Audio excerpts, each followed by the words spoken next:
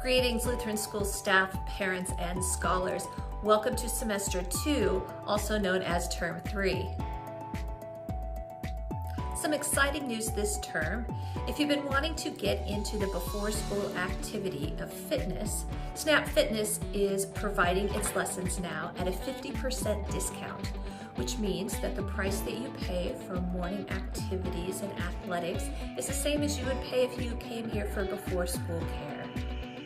So parents and students, look for the note coming home this week, and hopefully you can join Snap Fitness for their little snappers beginning at 8 o'clock in the morning on Mondays and Thursdays. This week also, red ball tennis begins, and we have peer support on Friday.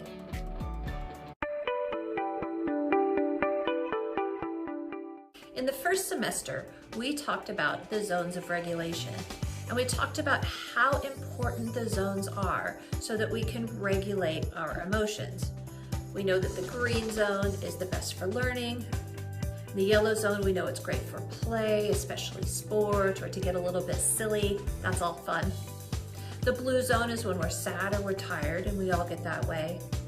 And then we have the red zone where our amygdala shuts down our prefrontal cortex, and we have to be a little bit careful in the red zone. It's okay to be angry, but it's not okay to hurt others or hurt yourself when you're angry. So in semester 2, we're going to build on emotional regulation to give you some tools to solve some of your own problems. And we're going to do that by teaching you about restorative justice, which is also known as restorative practice. Here's a little bit more about that. Parents, if you'd like to know more about the zones of regulation, we have a parent session for you on the 20th of July. We hope you'll come. Let's talk about restorative justice. To understand restorative justice, you need to understand the two words. The first is restorative, and it has the root word of restore. And restore means to repair or to make things right. You can think of restorative as the toolbox that you need to make things right with other people.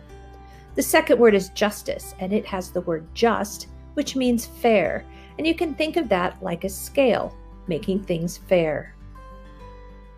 We use restorative justice, also known as restorative practice, as a key part of our social, emotional, and behavior learning programs. When people are treated fairly and problems get fixed, we have a safe school. Lutheran School also chooses to use restorative justice because it aligns with our school values: respect, courage, forgiveness, compassion, and of course, justice. One of the best things about restorative justice is it can help our Lutheran School scholars solve their kid-sized problems. If your problem at school leads you to blue zone or yellow zone feelings, and you are courageous, you can help make things right without the help of adults. The first courageous thing to do is to agree about what happened, not just what the other person did to you. You need to tell the whole story. Remember that a story has a beginning, a middle, and an end. In the beginning, you might have been playing a game, and then something happened. And in the end, someone was hurt or frustrated. The second courageous thing to do is to not throw blame at someone. With restorative justice, we don't look for who is to blame or who needs to get in trouble. Instead, we ask, what is fair? What is kind? And what can we do next to solve our problem? You may be asking, what are the types of problems that a young scholar can solve on their own? Perhaps you're working with a partner or in a group and you disagree about what to do next. Maybe you're playing a game at recess and you don't think someone is playing fairly. Or perhaps you're not even getting a turn to play. Let's do some practice. As a class, tell the story about two students who are working together. They disagree. Give the story a beginning, a middle, and an end.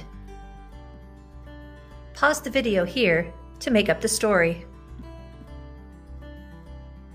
Now remember, we're not going to start with blaming them. They may not have known they did anything wrong. They may have been thinking of something else. and they temporarily forgot their manners.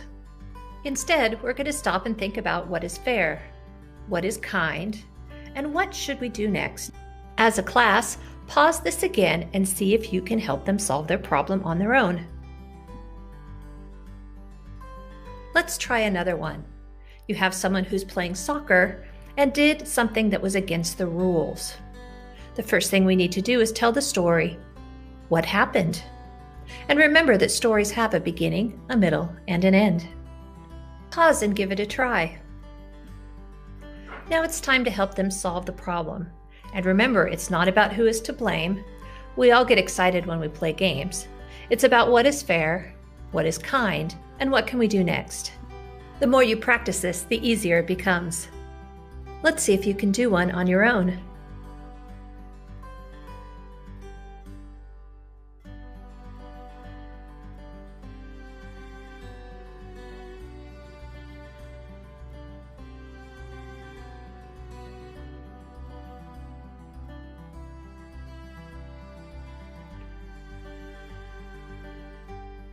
Pause and give yourself some think time. This week, we're focusing on the justice part of restorative justice. How do we make things right? How do we make things fair? It involves telling a story that has a beginning, a middle, and an end. And it involves asking the question, what is fair? What is kind? And what do we do next? Next week, in part 2, we will focus on how to repair friendships when feelings get hurt. We'll put some new skills and tools in your toolbox so that you can make things right if they go wrong. Parents, if you'd like to partner with us at home on teaching the same restorative practice language of justice, you can think about times in your household where your children start coming and running to you to solve their problems. Which of those problems do you think that they're old enough to start solving themselves? If you think they can start solving some of their problems with sharing and other things by themselves, take them through the process. When something happens, ask them what happened, what was the beginning, the middle, and the end. What's fair, what's kind, and what do we do next? See how that works. We'd love to have your feedback. Remember, anyone can be a student, but at Lutheran schools, we are scholars. Have a great week.